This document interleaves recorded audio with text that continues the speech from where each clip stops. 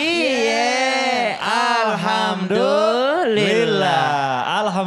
Alhamdulillahirabbil alamin wassalatu wassalamu ala asrofil anbiya'i wal mursalin wa ala alihi washabihi ajmain amma ba'du. Allahumma sholli ala sayyidina Muhammad wa ala ali sayyidina Muhammad. Alhamdulillah jamaah bertemu lagi di Islam itu Indah. Masya Allah di pagi hari ini insya Allah kita akan belajar bersama-sama dengan guru-guru kita. Ada Ustadz Maulana sudah bersama kita. Alhamdulillah. Masya Allah Ustadz sehat ya? Sehat. Ada Habib Muhammad, sehat Habib. Semangat terus, Wih, sehat. keren banget. Ustadz Syam gimana semangat ya? Kumaha damang. Masya Allah, tepuk tangan dulu untuk guru-guru kita yang luar biasa ini, Masya Allah. Buat jamaah yang ada di rumah juga, boleh yuk kita nonton Islam Indah, kita belajar bareng-bareng di pagi hari ini. Insya Allah mendapatkan ilmu yang bermanfaat, Masya Allah. Baik jamaah, sebelum kita dengarkan tausiah dari guru-guru kita, saya mau ajak dulu jamaah nih yang ada di rumah juga, kita nonton dulu. Ini ada tayangan mengenai anak bos roti aniaya salah satu pegawainya. Astagfirullahaladzim, yuk kita saksikan sama-sama, silakan. Ada kekerasan, harus dibicarakan baik-baik saja ya Allah, kasihan dia ya Allah. Kasian ya Bu ya. Iya. Perempuan dipukul pakai kursi, saya lihatnya aja nggak tega ya Bu. Bagaimana kalau itu anak ibu? Jangan. Coba ngomong. Jangan. Jangan. Biar anak saya baik-baik aja. Amin, Jangan ya sampai Allah. siksaan Jadi gitu. kalau seperti itu kita kembalikan pada diri kita ya Bu. Iya. Betul. Bagaimana kalau kita yang jadiin korbannya? Ibu ngomong-ngomong namanya siapa, dari Nama mana? saya Ibu Teja Amid dari Ibu Teja Amid dari? Majelis Taklim Adian Kemala, Banten, Serang. Oh Serang, baik. Terima kasih Ibu, boleh silakan duduk kembali. Silakan Ustadz Maulana. Ya izin Habib dan Ustaz Sam. Bismillahirrahmanirrahim. Allahumma shalli ala sayyidina Muhammad wa ala sayyidina Muhammad. Ingat, seorang muslim harus bijak menjadi memimpin. Memimpin orang harus bijak. Dan ketahuilah harusnya menahan amarah. Ingat ya konsepnya. Dari atas ke bawah namanya sabar. 1, 2, 3 sabar. Dari bawah ke atas namanya taat. 1, 2, 3. Jadi yang memimpin harus bersabar atas bawahannya. Yang dipimpin harus taat. Istri taat kepada suami, suami sabar terhadap istri. Nah kalau berbicara tentang ini, mohon maaf tanpa menggurui karena saya juga tidak menutup kemungkinan saya juga bisa emosi. Betul tidak? Ketika kita marah jamaah harus diem. Karena bahaya ketika mulut dibuka. Kayak siapa tuh Ustaz? Kayak saya. Diem. Apalagi duduk.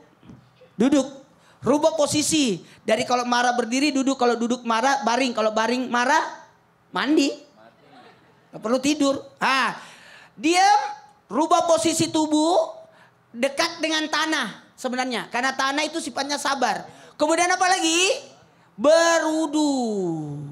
Berudu. Dan baca istighfar. Tarik nafas semua.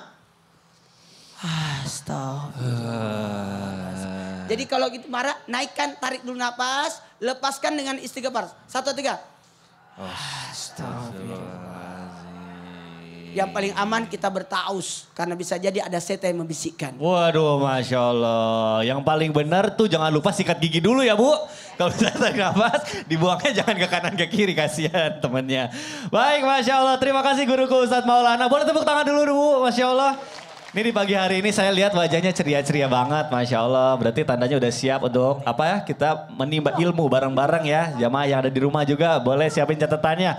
Baik jamaah, Masya Allah ya. Kalau kita ngelihat manusia itu biasanya kalau lagi nggak ada lagi kekurangan gitu. Biasanya suka melas-melas gitu, suka aduh tolong ini. Tapi kalau giliran ya, punya harta, punya power, punya kekuasaan, suka lupa diri. Aduh, bahkan gak sedikit juga yang jadi mentang-mentang. Ya kita udah lihat ya banyak beritanya sekarang lagi viral juga gitu ya. Bahkan lebih parahnya lagi, ini bukan hanya lupa sama manusia, tapi kadang jadi lupa sama yang ngasihnya. Siapa yang ngasihnya Bu? Allah, aduh nauzubillah min zalik. Makanya Islam itu Indah hari ini mengangkat tema yang luar biasa. Temanya adalah jangan pernah jadi orang yang mentang-mentang. Waduh Masya Allah, boleh tepuk tangan dulu untuk tema kita hari ini. Ini menarik banget temanya. Sebelum kita masuk ke pembahasan, saya mau ajak dulu jamaah untuk nonton dulu. Ini ada tayangan mengenai kakak melindungi adiknya saat mau dihukum ayahnya. Yuk kita saksikan sama-sama. Silakan. Lucu banget ya. Saya ingat kalau anak saya tuh sama kayak gitu. Kalau kakaknya lagi dimarahin, adiknya suka belain. Kalau adiknya lagi dimarahin, kakaknya suka belain. Kalau Ali nambahin. Gimana? Dikomporin. Bagus. Bagus. Aduh itu bahaya. Masya Allah. Baik Habib, ini bicara soal tema kita hari ini ya. Tentang orang yang mentang-mentang, aduh nauzubillah. Tapi kalau kita ngelihat hukum ya, entahlah di negara mana, katakanlah di negara Konoha. Katanya tuh kayak pisau gitu ya, kalau ke bawah itu tajam, tapi kalau ke atas itu tumpul gitu Bib. Nah sebagai seorang muslim dari sudut pandang agama Islam ini sebenarnya gimana sih supaya kita bisa menjadi kalau misalnya jadi pemimpin ya pemimpin yang adil. Nah ini mohon penjelasannya Bib, silakan. Kalau ke atasnya biar tajam bikin matanya 2 mata. Ibu. Waduh. Bismillahirrahmanirrahim. Assalamualaikum warahmatullahi wabarakatuh.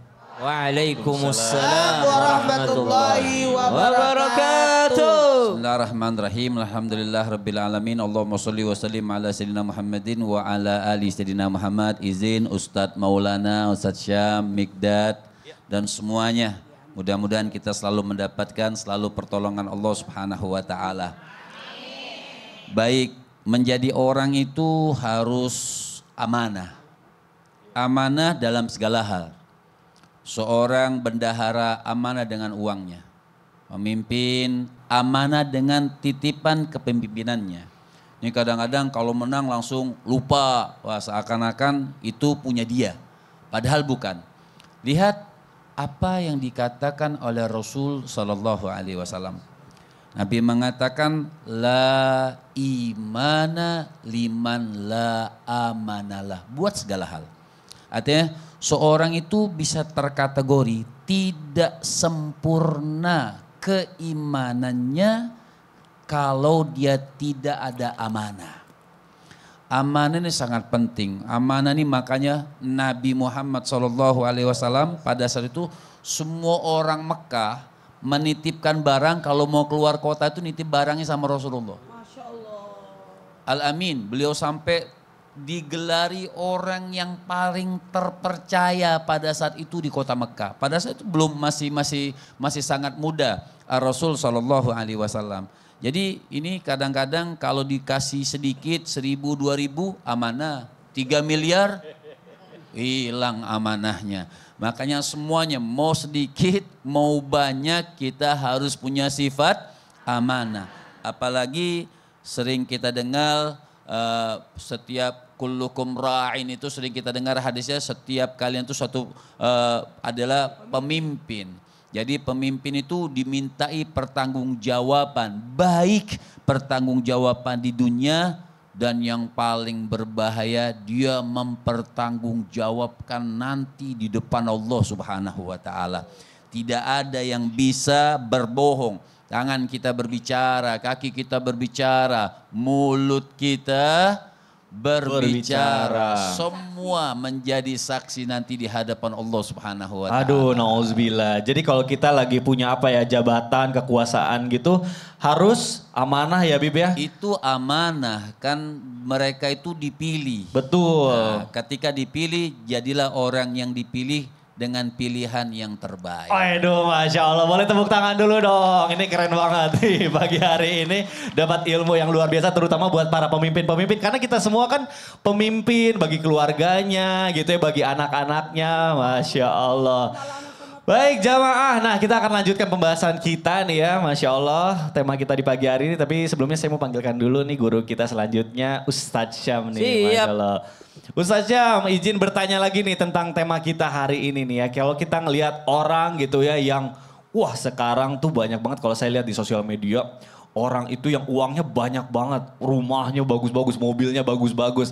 Nah tapi ya alhamdulillah kalau misalnya dipakainya yang baik. Tapi ada juga pernah saya lihat gitu alhamdulillah kalau asli. Ya itu dia ya. Tapi juga kalau misalnya nih ya gara-gara dia punya uang dia jadi mentang-mentang nih kayak tema kita hari ini. Dia merendahkan orang lain, pokoknya nyuruh-nyuruh orang lainnya dengan cara yang tidak baik. Nah itu menurut Islam gimana kalau kita misalnya lagi dititipkan oleh Allah harta yang banyak gitu. Mohon penjelasannya guru silakan. Baik, tabi guruku Habib Muhammad, Ustadz Maulana, Mas Mikdad serta guru-guru kami yang dimuliakan Allah Subhanahu wa taala. Al-Qur'an surah Al-Furqan ayat 67. أعوذ بالله من الشيطان الرجيم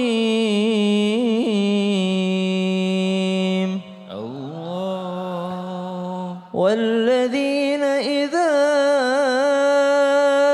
أنفقوا لم يسرفوا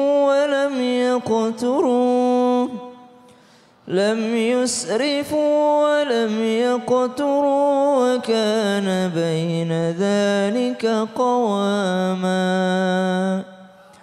Allahumma arhamna bil Quran. Punya uang dari yang halal. Lalu ya hasil kerja yang halal, uangnya banyak. Kata Al-Quran, walladzina idza anfaqu. Boleh nggak sih uang itu kita belanjain Bu, barang-barang mahal gitu, boleh nggak? Boleh, orang dari harta yang halal dibelanjakan untuk barang yang halal juga. Tapi Al-Quran menyebutkan walladzina idza anfaqu lam yusrifu, tidak berlebih-lebihan. Masih bisa duitnya dipakai untuk yang lainnya, dipakai untuk 10 orang, kok dia dipakainya untuk 1 orang saja misalnya. Atau dia berlebih-lebihan dengan sesuatu yang fungsinya itu tidak sepadan. Kalau sekarang bahasanya overrated. Overrated.